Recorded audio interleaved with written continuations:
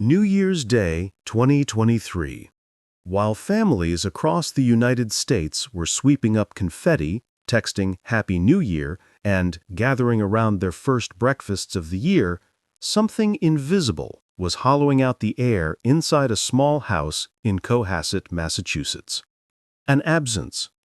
A mother of three vanished sometime between midnight and dawn.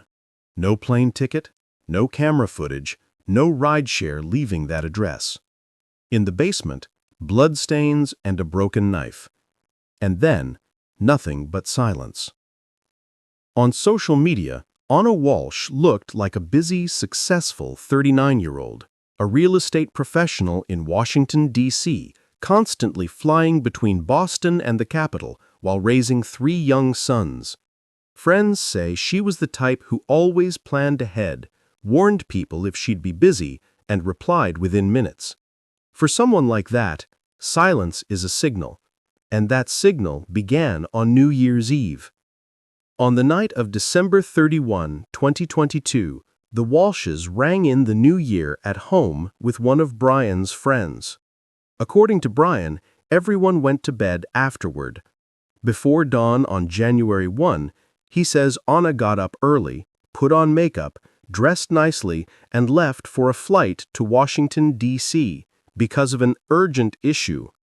But when investigators checked, they found no travel trail of any kind, no airline ticket in Anna's name, no rideshare from the house to Logan Airport, and no camera on the route or at the airport that ever caught sight of her, according to charging documents/prosecutors.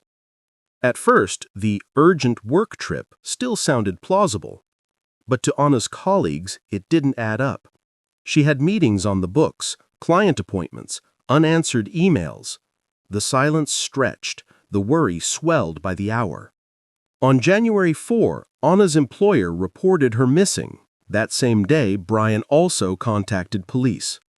The town of Cohasset shifted. Patrol cars lined the street, yellow tape went up. Investigators in protective suits went in and out, every item photographed, tagged, sealed. Canine teams searched small woods, empty lots, riverbanks, parks, parking areas, every square foot a sliver of hope. Police also coordinated with transfer stations to trace trash within that New Year's window, a race against time. Meanwhile, digital teams pulled data from systems that don't lie: phone activity, transactions, smart home devices. What baffled them wasn't too much motion, it was none. Within hours after midnight, Anna seemed to drop off the digital world. Inside the house, according to filings read in court, police noted bloodstains and a broken knife in the basement, not enough to prove anything, but far from ignorable. If Anna simply left, why was the basement telling a different story? Investigators rebuilt the final hours. December 31, New Year's dinner. Pre-dawn, January 1, Brian's claim that Anna left. Then a blank space where every trace of her stops. Brian said that after his wife left, he took the kids out for smoothies and ran a few errands. But nearby cameras, prosecutors say, showed no footage of the 3 children out with him as described. Up to this point, it was still a mysterious disappearance. No body, no cameras, no last message, no eyewitness. Then, buried among hundreds of hours of video, a single frame changed the color of the story.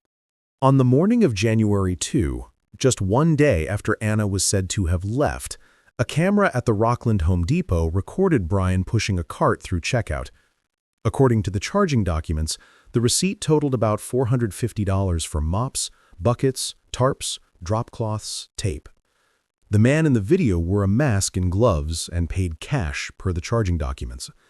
Around that same time, Brian told police he had only taken his kids out for smoothies. Outside, search teams were still raking through the ground. Inside, the cold, printed lines on that receipt turned an absence into a suspicion of a crime. From here, the question was no longer where did Anna go, but what happened before sunrise, and what was someone trying to erase afterward. By then, the house itself had become a witness that couldn't speak, only hint.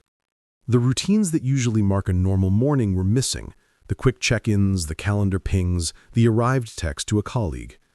When detectives circled back to the neighborhood, they weren't just looking for a face on a camera, they were chasing absences.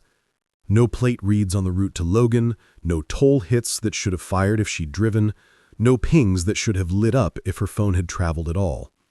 Friends described a woman who lived on lists and reminders. Investigators now stared at a day with neither. And if silence was the first anomaly, the second was speed. How fast the digital trail went dark, how quickly a life full of motion registered no motion at all. In cases like this, the timeline doesn't just ask when someone left, it asks when the world stopped recording them.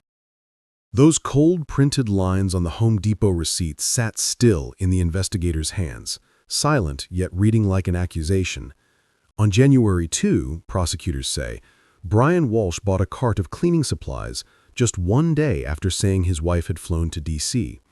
Meanwhile, he told police he'd only taken the kids for smoothies.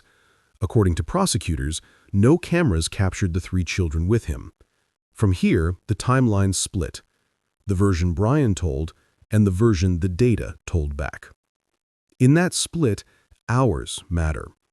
Before dawn on January 1, prosecutors say, search queries begin to appear within a tight pre-dawn window, the kind of clustering investigators flag because it compresses planning into minutes rather than days. Late morning the same day, more queries, less about if and more about how. The following morning, January 2, a cash purchase of cleaning supplies at the Rockland Home Depot: mops, buckets, tarps, drop cloths, tape. The man in the video wore a mask and gloves and paid cash per the charging documents. Investigators would later tell a court that this is what circumstantial cases look like when they gather weight. Not a smoking gun, but a line that holds together across distance and time. You don't prove the day by a single clock. You prove it by all the clocks agreeing. And here it's the agreement between devices, receipts, and absences that turns a story into a pattern, and a pattern into a theory the state believes a jury can follow. Then, the devices spoke. In the early hours of January 1, just a few hours around the last time Anna was seen, prosecutors allege a string of Google searches with specific timestamps: 4:55 a.m., how long before a body starts to smell; 5:58 a.m., how to stop a body from decomposing; 5:20 a.m., how to embalm a body; 5:47 a.m., 10 ways to dispose of a dead body; 11:34 a.m., dismemberment and the best ways to dispose of a body; 11:44 a.m., how to clean blood from wooden floor; January 2, 12:45 p.m., hacksaw best tool to dismember; 1:10 p.m., can you be charged with murder without a body? Data doesn't cry, but it points. At the same time, another search was underway, in the trash. Prosecutors say police traced the pickup route from the Walshe home to the Peabody transfer station and recovered several bags containing blood evidence, cutting tools like a hatchet or hacksaw, clothing or protective coverings, cleaning agents, and items tied to Anna. Forensic testing, according to prosecutors, showed multiple DNA samples matching Anna. Some samples carried traces linked to Brian. The open question: without a body, what do the items say, and what do they still refuse to say? Police also seized the vehicle Brian used. Reports indicate signs of a thorough cleaning. Lined up on a single axis, the pieces read, blood and a broken knife in the basement. Pre-dawn 1-1 searches about disposal. Morning 1-2, a run for cleaning supplies. Transfer station bags with items in DNA. A car with signs of a deep clean. No single piece could convict. Viewed together, they look like what's left after someone tries to wipe everything away. Prosecutors call it a no-body homicide. Not finding a body doesn't mean there was no crime. It may mean the perpetrator hid one. The defense answers searches aren't a crime. A Home Depot haul can be legitimate. And without a body, there's no mechanism of death and no direct proof of cause or time. They say they will challenge the legality of how evidence was collected, stored, and tested. To prosecutors, the picture has settled. A wife who leaves no trace, a basement with blood, Searches about dismemberment, a Home Depot video, trash bags with DNA, and nearly 3 years without a sign of life. Mile markers on one road, a road that leads to a crime. To the public, the most haunting gap remains. Anna Walshe's body has not been found. When bags from Peabody were opened and forensic reports came back with DNA matching Anna, according to prosecutors, the Cohasset disappearance began being investigated as a homicide. Brian Walshe was arrested and charged with first-degree murder, misleading investigators, and improper handling of a body. He has pleaded not guilty and is being held without bail while the case does not yet have a formal trial date. Pre-trial hearings turned the Norfolk courthouse into a focal point. Inside, the question rang clear. Without a body, do the scattered pieces add up enough to convict? This question is older than this case. American courts allow juries to convict on circumstantial evidence alone if it convinces them beyond a reasonable doubt. Judges routinely instruct that direct evidence, like a witness, isn't inherently stronger than circumstantial, like a receipt, a search log, or a DNA match. What matters is how each piece supports the others. Prosecutors lean into that. They frame the absence of a body not as a hole in the case, but the very result of the crime. The defense answers from the other side of the same rulebook. If every piece can be explained some other way, curiosity, coincidence, contamination, flawed collection, then doubt isn't a loophole, it's the law. Cross-examinations probe chain of custody, lab methods, the precision of timestamps, the blind spots of cameras. In a no-body case, the verdict doesn't turn on a single dramatic reveal. It turns on whether the jury believes the constellation of small things points unavoidably to one conclusion, and whether any single star is out of place. Prosecutors say the case stands on 3 pillars: motive, an outwardly polished marriage that wasn't calm underneath; messages and friends' accounts about talk of divorce and exhaustion and Brian's finances in decline; suspicious conduct, claiming Anna flew to D.C., but there was no ticket, no rideshare, no airport cameras; blood and a broken knife in the basement. On January 2, a cart full of cleaning supplies at Home Depot, paid in cash, mask and gloves per the charging documents. During that same window, telling police he only took the kids for smoothies, while prosecutors say no camera shows the 3 children with him. And indirect forensics, the pre-dawn January 1 searches, Peabody bags with blood-marked items, cut clothing, a hacksaw, DNA matching Anna and traces linked to Brian, according to prosecutors, and a vehicle showing signs of a deep clean. The defense opens with no body, no murder. No body means no mechanism of death, no cause or time, no eyewitness, no attack on camera, no confession. Google searches aren't a crime. A Home Depot receipt can have lawful uses. They intend to challenge the legality of the collection, storage, and testing of every sample. Public opinion splits. Some see a cold, calculated plan. Others fear a catastrophic mistake.